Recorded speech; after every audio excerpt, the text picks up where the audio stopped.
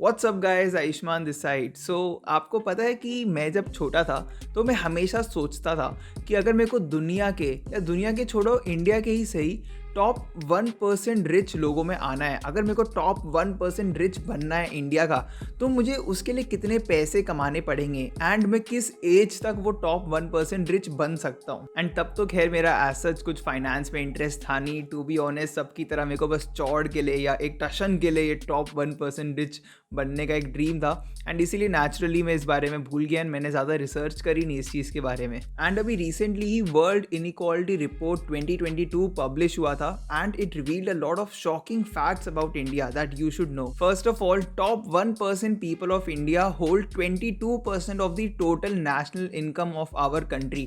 इसका मतलब अप्रॉक्सीमेटली 1/4 या 25% जो वेल्थ है हमारी कंट्री की, वो टॉप 1% लोगों के पास है। एंड ये नंबर और भी ज़्यादा ड्रास्टिक हो जाता है टॉप 10% लोगों के लिए, क्योंकि top 10% people of India hold 57% of the total national income.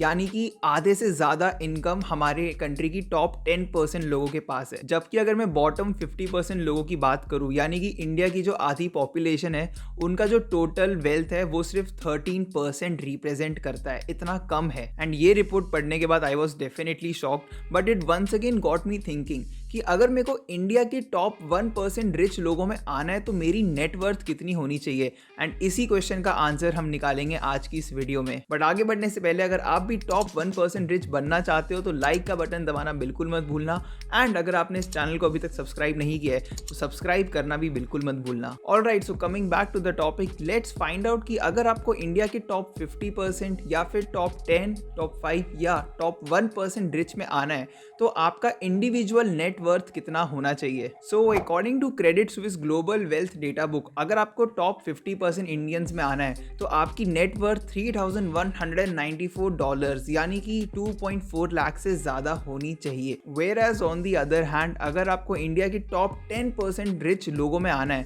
तो आपके पास टोटल $22,476 यानी कि अप्रोक्सीमेटली 17 लाख रुपीज या उससे ज्यादा होने चाहिए। सो मूविंग ऑन, अगर आपको इंडिया के टॉप 5% वाली लीग में आना है तो आपके पास टोटल $45,909 या उससे ज़्यादा यानी अप्रॉक्सीमेटली 33 लाख का टोटल नेटवर्थ होना चाहिए टॉप 5% में आने के लिए। एंड फाइनली चलिए बात करते उस कैटेगरी के बारे में जिसके बारे में मैं और आप हमेशा से सोचते आ रहे हैं, टॉप 1% रिच ऑफ इंडिया की। सो अगर आपको टॉप 1% रिच में आना है इंडिया के, तो आपका जो टोटल नेटवर्थ है वो $150,000 यानी कि 1.1 करोड़ रुपीज से ज़्यादा का होना चाहिए। तो अगर आपके पास 1.1 करोड़ से ज़्यादा रुपए है तो आप इंडिया के टॉप 1% रिच में हो। एंड इस क्रेडिट स्विस की ग्लोबल वेल्थ डेटा बुक ने एक और बहुत ही इंटरेस्टिंग बात बताई थी कि ये जो टॉप 1% लोग हैं, इनका जो टोटल वेल्थ है वो इंडिया के 40.5% टोटल वेल्थ को रिप्रेजेंट करता है। मतलब इंडिया का टोटल 40% वेल्थ इन टॉप 1% लोगों के पास है। एंड एक और जो बहुत ही शॉकिंग स्टेटिस्टिक है यहाँ पे वो ये है कि जो टॉप 5% का टोटल वेल्थ है वो बॉटम 95% के टोटल वेल्थ से ज्यादा है। तो आप बॉटम 95% का वेल्थ मिला दो, उससे ज्यादा होगा टॉप 5% का वेल्थ। सो यहाँ तक तो हमने बात कर ली फैक्ट्स की एंड नंबर्स की कि अगर आपको टॉप 1% रिच बनना है इंडिया में तो आपका कितना नेटवर्थ होना चाहिए। बट अब एक बार देखते हैं, समझते हैं कि एक एवरेज इंडियन और जो 1% रिच इंडियन है वो अपने पैसे को कहाँ पे सेव करते हैं या फिर कहाँ पे इन्वेस्ट करते हैं। एंड बिलीव मी, ये चीज़ इस पूरी वीडियो का सबसे ज़्यादा इंपॉर्टेंट पार्ट होने वाला है, क्योंकि अगर आपको भी वो टॉप 1% रिच बनना है तो आपको ये समझना पड़ेगा कि जो 1% रिच होते हैं वो अपने पैसे को कहाँ इन्वेस्ट करते हैं एंड अपने पैसे के साथ करते क्या है। तो अगर हम सबसे पहले इंडिया के सुपर रिच की बात करें तो द वेल्थ रिपोर्ट 2020 के सर्वे के अकॉर्डिंग ऐसे सुपर रिच इंडियंस अपने इन्वेस्टमेंट का 20% प्रॉपर्टी एज एन इन्वेस्टमेंट यानी कि रियल एस्टेट में डालते हैं, अप्रॉक्सीमेटली 30% वो इक्विटीज यानी कि स्टॉक मार्केट में डालते हैं, 21% बॉन्ड्स एंड फिक्स्ड इनकम में, क्रिप्टो करेंसी में 1%, गोल्ड में 7% एंड जैसा कि आप देख सकते हैं बाकी ऑल्टरनेट एसेट्स में भी थोड़ा बहुत वो इन्वेस्ट करते हैं। एंड यहाँ पे जो एक इंपॉर्टेंट बात नोट करने वाली है वो ये है कि ऐसे सुपर रिच इंडियंस का जो मैक्सिमम इन्वेस्टमेंट है वो फाइनेंशियल एसेट्स में होते हैं रादर दैन फिजिकल एसेट्स में। फाइनेंशियल एसेट्स जैसे कि स्टॉक मार्केट, क्रिप्टो करेंसीज या फिर डेट्स, जबकि फिजिकल एसेट्स का मतलब होता है रियल एस्टेट, गोल्ड या कोई भी प्रेशियस मेटल या कैश जो आप होल्ड करते हैं, उनको हम फिजिकल एसेट्स कहते हैं। एंड इसको अगर हम कंपेयर करें कि एक एवरेज एवरेज इंडियन अपने पैसे को कहाँ पे सेव या इन्वेस्ट करता है, तो आप देख सकते हैं कि एक इंडियन अराउंड 76.9% अपना वेल्थ रियल एस्टेट में डालता है, 6.5% ड्यूरेबल गुड्स जैसे कि कार हो गया, टीवी हो गया, कोई भी इलेक्ट्रॉनिक, 11% गोल्ड में, सिर्फ 2.9% फाइनेंशियल एसेट्स यानी कि स्टॉक मार्केट या date funds, crypto currency, mutual fund, and 2.6% वो पेंशन में डालते हैं।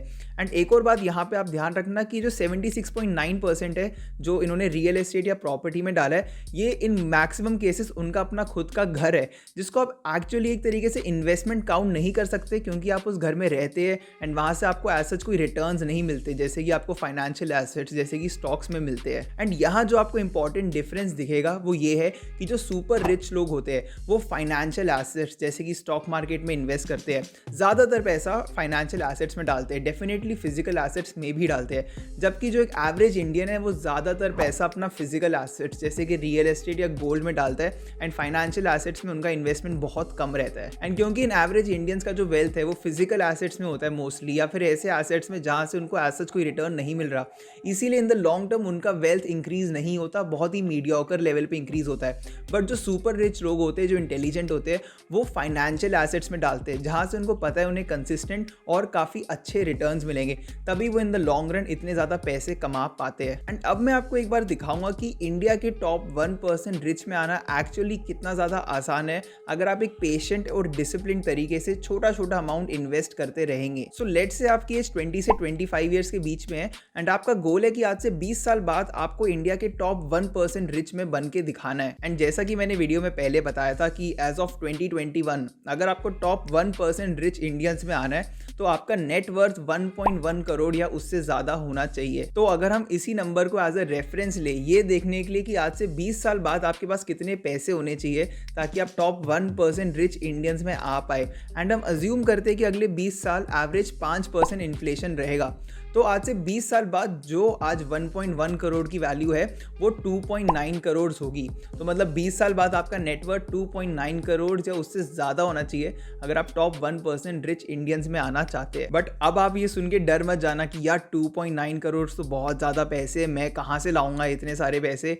डोंट वरी, मैं हूँ ना, मैं आपको दिखाऊंगा कि आप कैसे पेशेंटली एंड डिसिप्लिन तरीके से अगर छोटा छोटा अमाउंट भी इन्वेस्ट करते रहेंगे तो आप इजीली इंडिया के टॉप 1% रिच में आ सकते हैं। एंड इसके लिए हम चलेंगे स्क्रीन के ऊपर। तो यहाँ पे हम एक SIP कैलकुलेटर का यूज़ करेंगे एंड मैं अज्यूम करता हूँ कि आप हर महीने सिर्फ 30,000 रुपीज़ इन्वेस्ट कर रहे हैं। डोंट वरी अगर आपके पास 30,000 रुपीज़ अभी नहीं है, इसका भी मैं आपको एक सोल्यूशन बताऊँगा, बट अज्यूमिंग आप हर महीने सिर्फ 30,000 रुपीज़ इन्वेस्ट करते हैं एंड क्योंकि आपके पास 20 साल है, आप यंग हैं, तो आप ज़्यादा रिस्कियर एसेट्स जैसे कि स्टॉक्स में इन्वेस्ट कर सकते हैं एंड आपका इसलिए जो रिटर्न है वो अराउंड 12% में मान के चल रहा हूँ, which is a very realistic return अगर आप स्टॉक मार्केट में लंबे अरसे के लिए इन्वेस्टेड रहते हैं। एंड फाइनली मैं अज्यूम कर रहा हूँ कि आपका जो टोटल इन्वेस्टमेंट टाइम है वो 20 ईयर्स का है। तो हर महीने अगर आप 30,000 रुपीज़ इन्वेस्ट करते रहेंगे तो आज से 20 साल बाद आपके पास टोटल 2.99 करोड़ रुपीज़ होंगे, which is more than 2.9 crore. तो ये स्ट्रैटेजी अगर आप फॉलो करते एक डिसिप्लिन तरीके से तो आप आज से 20 साल बाद टॉप 1% रिच इंडियंस में आ सकते हैं। बट आई अंडरस्टैंड कि हम में से बहुत सारे लोग बहुत यंग हैं, इसीलिए हम इतना ज़्यादा भी अर्न नहीं कर सकते कि हम हर महीने 30,000 रुपये बचा रहे हैं एंड आपको ये करने की ज़रूरत नहीं है। तो इसके लिए मैं क्या कह रहा हूँ, आपको अभी सिर्फ 15,000 रुपये की इन्वेस्टमेंट से स्टार्ट करना है। 15,000 रुपीज़ आपको एवरी मंथ इन्वेस्ट करना है एंड आपको इस तरीके से इन्वेस्ट करना है कि आप हर साल अपना ये इन्वेस्टमेंट अमाउंट सिर्फ 10% से बढ़ा रहे हैं। तो अगर इस साल आप 15,000 कर रहे हैं तो अगले साल आपको 16,500 रुपये इन्वेस्ट करने हैं हर महीने, एंड आपका ये इन्वेस्टमेंट अमाउंट 10% हर साल बढ़ रहा है, हर महीने नहीं। तो आपको पहले साल सिर्फ 15,000, उसके अगले साल 12 महीने 16,500 ऐसे इन्वेस्ट करना है। एंड यहाँ भी मैं अज्यूम करता हूँ कि आपका रिटर्न 12% का है, आपके पास 20 ईयर्स का टाइम है एंड यहाँ पे आप देखते हैं आपका जो नेट वर्थ बन के आएगा 20 साल बाद वो 2.91 करोड़ रुपीज़ होगा, which will once again put you in the top 1% rich of India. And to be honest, ये जो सुपर रिच लोग होते हैं इनको बस यही एक चीज़ पता होती है जो कि एक एवरेज इन्वेस्टर या फिर एक एवरेज इंडियन को नहीं पता होती, और वो यही है कि हमें बहुत ही डिसिप्लिन तरीके से पेशेंटली छोटा छोटा अमाउंट ही सही बट इन्वेस्ट करते रहना है। एंड मैंने आपको दिखाया कैसे सिर्फ 20 साल में अगर आप छोटे अमाउंट से भी स्टार्ट करते हैं तो आप टॉप 1% रिच इंडियंस में आ सकते हैं।